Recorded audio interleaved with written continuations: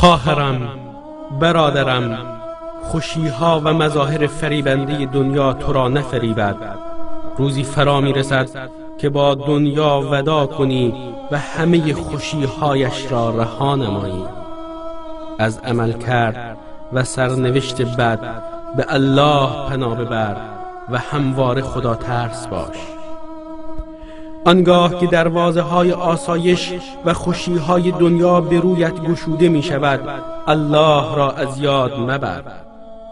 آنگاه که لذت های حرام تو را به سوی خود می خواند، بگو من از پروردگار جهانیان می ترسم.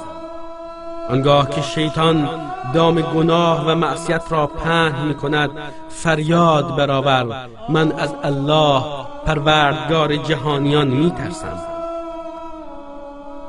در خلوت شبهای سکوت، در پاسخ به وسوسه های شیطان فریاد برآور که من از الله پروردگار جهانیان می ترسم.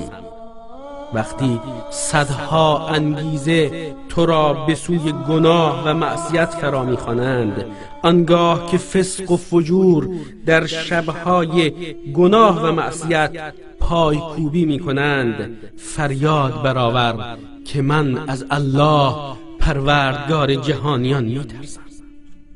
آنگاه که وجدانت حرارت گناه را حس می‌کند و چشمانت زبانهای آتش گناه و معصیت را می‌بیند، فریاد برآور من از پروردگار جهانیان می‌ترسم.